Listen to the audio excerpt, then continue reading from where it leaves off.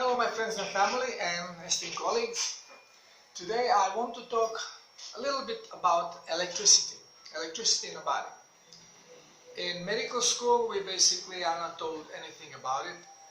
We are learning about energy and ATP and all kinds of stuff that mitochondria does, but the energy is something that we are being told is chemical stuff going from one cell to another cell, like a key with a key lock and fits, and all kinds of nonsense. Well, the energy we are talking about is electricity. Our body is electric robot, and the electricity is being used in variety of frequencies. As I have mentioned, through quantum field, our body is nothing more than energy fractured in variety of frequencies, and our brain is programmed in such a way that certain frequencies are being translated into our physical, what we call as a physical reality. It's all projection of the brain through the eyes of frequencies that it receives or that it's surrounded with. Now, electricity, to be able to flow through the body, it needs conductor. This conductor is plasma.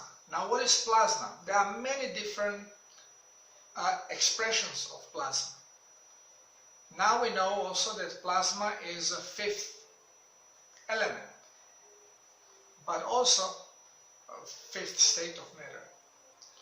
But also we know that gas can be ionized, and ionized gas is plasma as well. Water is actually isolator. Plain water, rainwater, distilled water, it structures itself always around the particles. So if there are no particles in the water, then water will use as a particle the surrounding. So it will push its negative to the glass, if it's in a glass, and to the air, and in the center it is going to remain positive. Since there is no interaction, since there are no cations, conductors in the water, you can put electric cable on one side of the glass, put finger in the other, and nothing happens because electricity will not flow. To flow, you have to ionize it. You ionize it by putting minerals in it. And now you have created plasma. Seawater is not water, it's plasma. Blood is not water, it's plasma. Now every living being, it has its charge, and it's positively charged on the outside and negative on the inside. Actually, it is layered. So how the layering goes, if we are positive on the outside, means skin on the outside is positive, it means that the skin on the inside is going to be negative. Now it creates environment beneath the skin. Everything which is in this environment has to have the same charge. If not, it would stick electromagnetically together. So to keep it separate, it has to have same charge to repel each other. This is why if skin underneath is negatively charged, blood vessels on the outside are going to be negatively charged as well. The organs on the outside are going to be negatively charged. Otherwise, they would start growing into each other. They would stick to each other. This keeps them separate. Now, if we know that blood vessel is positive on the outside, then it's negative on the inside. It's another layer of onion. So it is positive on the inside. Now, if blood vessels are positive on the insides, all particles within blood have to be positive as well. If not, they would stick to the walls of the blood vessels. To keep particles floating and not sedimenting, the blood vessel has same charge as the particle, so it repels them. And again, these particles could be virus, bacteria, fungus. Again, they are living entities and they are positive on the outside. Why is this important to know? Well, right here, for example, if we are low on energy, if our electric charge is low, the magnetic fields around the particles will be low as well. They have low electromagnetic charge, which means magnetic field is low. So the positive on the outside is very low. This allows particles to come very close one to another. Even though they have the same charge and they repel each other, but because of a low energy, they come close. And every doctor is familiar with especially older people who are always very tired because they are very, very low on energy. Why are they low on energy? Not because they're old, because they're toxic. But we are going to go into it. For this purpose, we just have to know that they are low on electricity, low on electric charge. This makes them tired. But also, this brings the particles in the blood closer together. So these people, when the heart is pumping and it pushes the blood, it makes pressure on the particles. And since they don't repel each other so well, they start hitting each other and they travel now in groups. So in those people low on energy, you can actually see, as blood is pumping, you can see these groups of cells floating. It is not stream of a blood with a cell. It's like these groupings of the cells going. Every time the heart pumps, you know, another group of cells, another group of cells.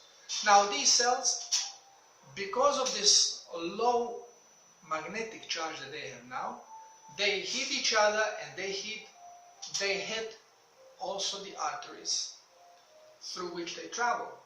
This gives possibility of damage, and it can cause coagulation because of the damage. To prevent this, doctor said, we have to give blood thinners. Okay? This would mean that they are trying to thin the blood to spread these particles, but this is not what we are doing. We are doing anticoagulant, because when particle is damaged, to heal, usually coagulum happens that protects it in healing. But now, this coagulum can actually increase the size of the particle, and it may block some small capillary and give you a stroke, for example. To prevent this, now people are being given blood thinners. Those blood thinners are anticoagulants. Most common was aspirin. Now this, again, is not going to change anything except preventing coagulation, slow down the coagulation. Now, why is this dangerous? Because even when people low on energy are not taking any blood thinners, if they hit themselves, they get pretty big blue mark that then turns in the green and yellow. Why? Because when they hit themselves, they may rupture small artery, and small artery usually would stop bleeding very quickly. But if it's low on energy charge, this is not going to happen, and they will bleed way more than normally. Why? Since artery and vein are positive on the inside, negative on the outside, and all the particles in the blood are positive, if there is any rupture happen, and you know rupture when happens, when you cut yourself, it opens like this. So it's big, on point of rupture is a big orifice which narrows to the exit point. as the particles, positively charged, shoot through this new orifice that was made, this crack, they are encountering negative field. The outside of the blood vessel is negative, and the whole environment on the outside is negative. So as soon as positive particles come out, they start clinging to the area. And before even thromboplasts, platelets, come and start their net and creating coagulum, blood stops seeping through because it is being clogged by particles, positive particles, who had adhered to the negative environment and now prevent further exit of the blood. If we are low on electrical charge, low on energy, then this electromagnetism is going to be very weak. So blood will seep, positive particles will be seeping and seeping and seeping and not really clinging that well to the environment around them and go further and further.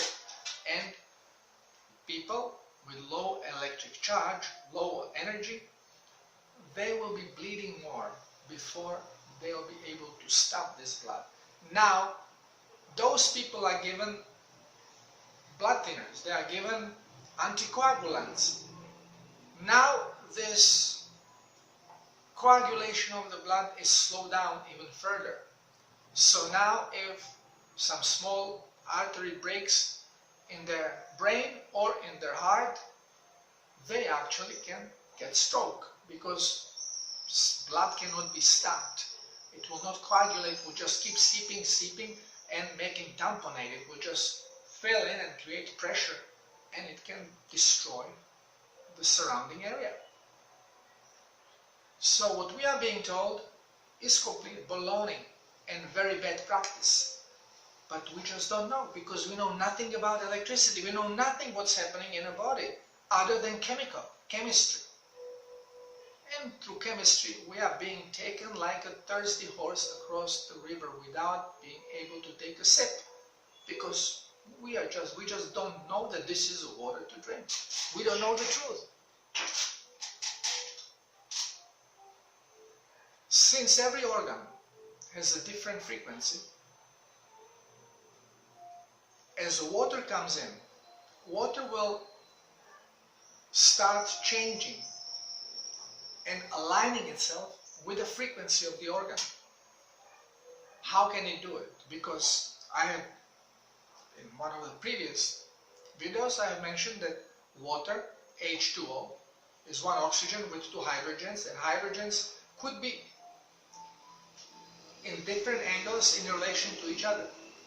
Depending, this angle depends on the environment, on the vibration of the environment, of the frequency. Because frequency, again, it's resonance that is going to stimulate these particles in a water. It's all, in quantum physics we call it gravitational and magnetic field. Newtonian physics we will say it electromagnetic field, and positive, negative. Every thought is vibration of different kind, and depending on the thought you are going to also influence this angle of hydrogen and oxygen, or hydrogen in relation to another hydrogen on top of oxygen, and create a different net. And the different net, this is a structure. Different structure, the water will have different properties. And now we know that even in chromosome we have water. And the water that we find in the chromosome is structured in such a way that it will not freeze until 40 degrees Celsius below zero. Normally it freezes on 0 Celsius. So different organs, different environment, and water there will have different properties. We are talking about different world. This is why it is also important to drink structured water, because you allow the absorption, because you already have water prepared for absorption. If it's non-structured, it's hard to absorb because it has to be then structured many times before it can even enter the blood blood vessels. It's all electricity. It's all signaling. The best conductor of electricity is light. But as we go through body, the electrical flow is going through the plasma. And this is why we need minerals in our blood.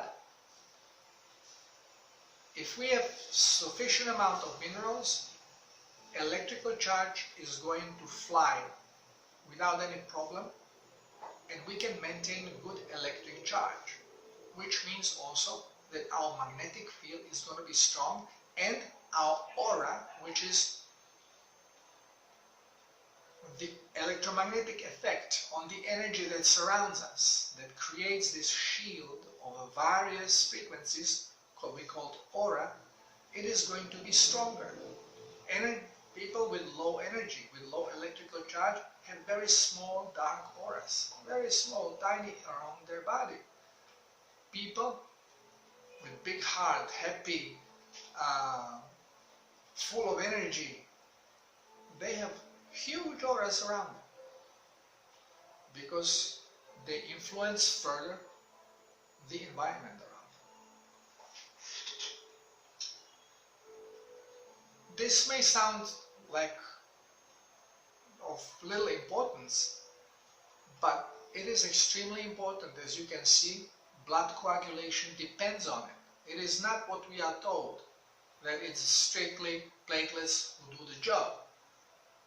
It is the electromagnetic potential, is the electricity, it is the positive, negative bond, which we have never been told. Here comes also, we are going to need this knowledge when we are going to talk about cholesterol, because we will be debunking cholesterol in the next video. Everything we know about cholesterol is 100% wrong. And we just absorb it and we just repeat it as professionals. We just repeat stupid stories we hear on university, and we are being told through the pharmaceutical misinformation engine. If you want to know more about how water responds to electromagnetic fields, to the fields of the environment, you can follow the work of Dr. Masaru Emoto. He died a couple years ago, but his work you can find on the internet. It's really spectacular. He wrote books about it. He was investigating water for 35 years.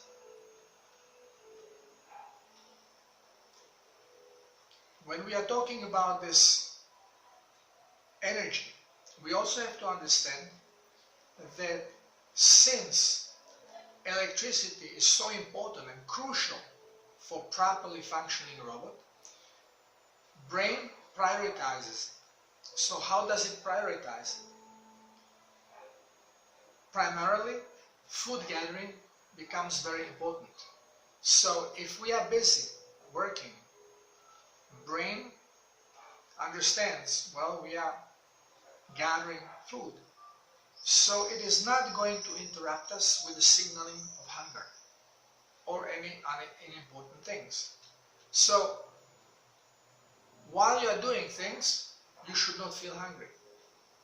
If you are running on the proper fuel, you will always have reserve energy, which should be your triglyceride, your fat.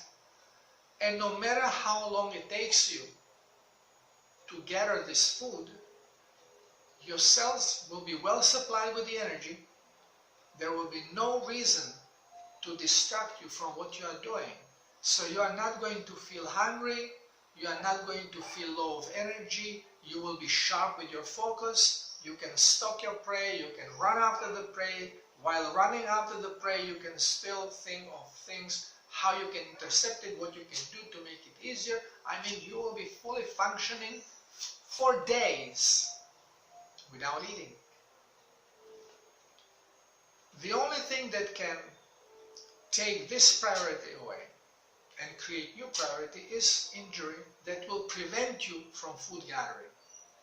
So if you have some injury or something happened with your body that now you cannot run and you cannot seek food, well, the body takes it as an emergency and gets it priority. And every animal, you will notice when they don't feel well, they go in a corner somewhere, lie down, and they refuse to eat or drink. You can give them favorite food, they will not eat it. Not because they cannot, but because they consciously communicate with their cells and they know what is a problem and they know that the cells are being repaired. For the reparation, they need energy. If they start digestion, 40% of this energy is going to be taken away just for digestion. So the speed of healing will be cut in half.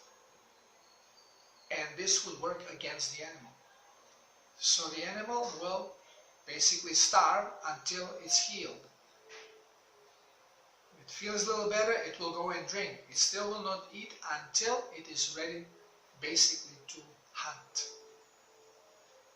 Now, we do things differently because we know nothing about this prioritizing of energy. We know nothing about this thing that your digestion will rob you of energy, and when you are feeling sick in the bed, sneezing, coughing, high fever, and there comes grandmother, "Oh, my son, you have to eat this chicken soup, the soup is good for you."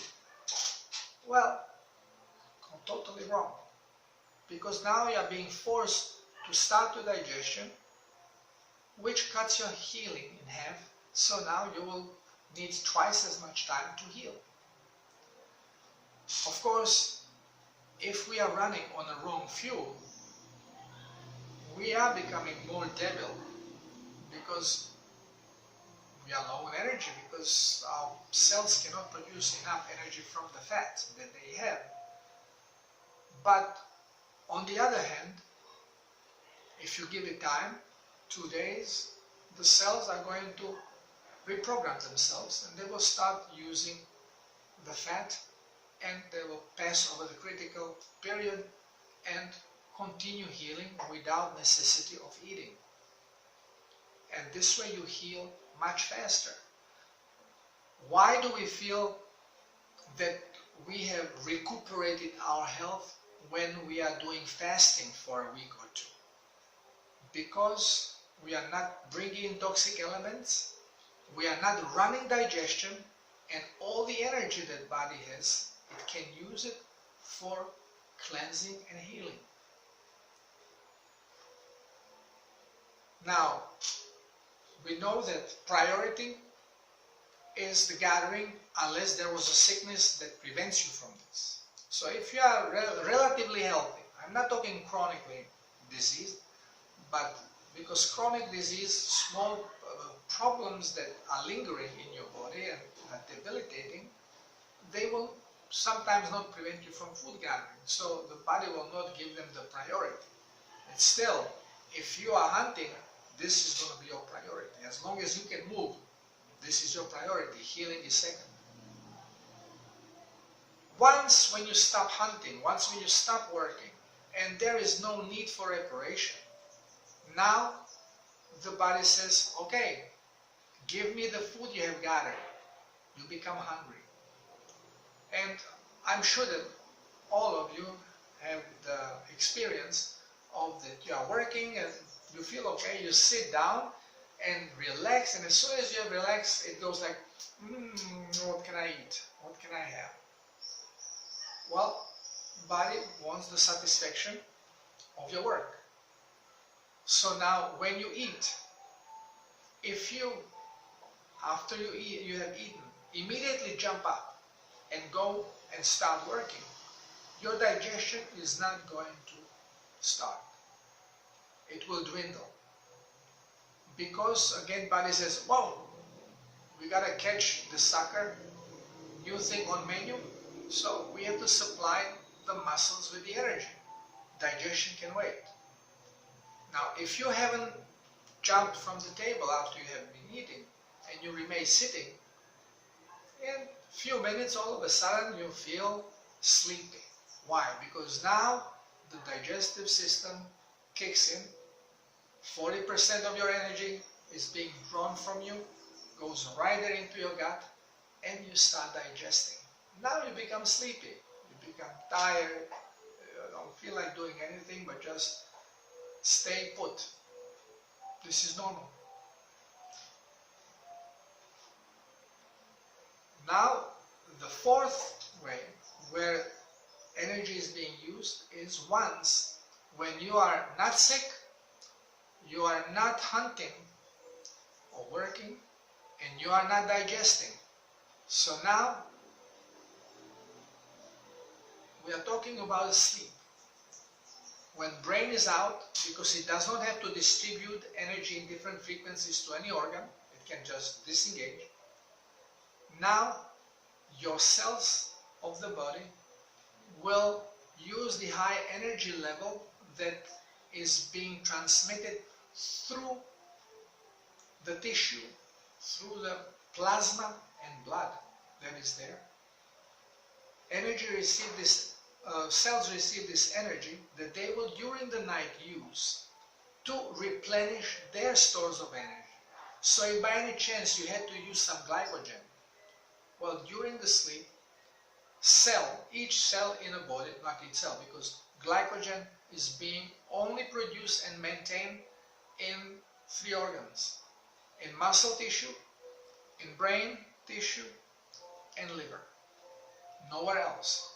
So whoever thinks that glycogen are deposits of glucose to be daily used for energy, you are mistaken. Because only these 3 organs have deposit of glycogen. With it, that muscles cannot put the glycogen in a bloodstream. Neither can brain. Only liver can do it as a general donor. So here goes a theory of animal carbohydrate. I have mentioned before that glycogen is booster that is used as a fuel, but only in a stress situation, flight and fight, when you are fighting for your life. Because then the level of stress hormone are strong enough to break the bond, liberate the glycogen from the protein to be used as a glucose now for energizing the cells and brings rapid energy.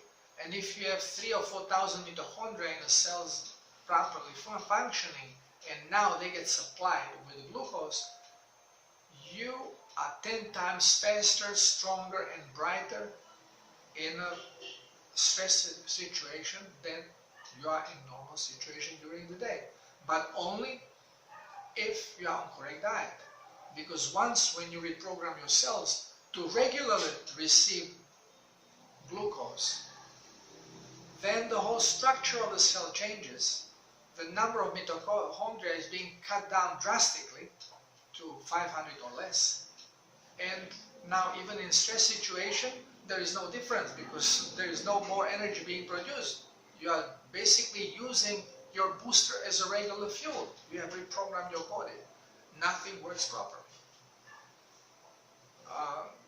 More about this I will talk when I will discuss simply digestion.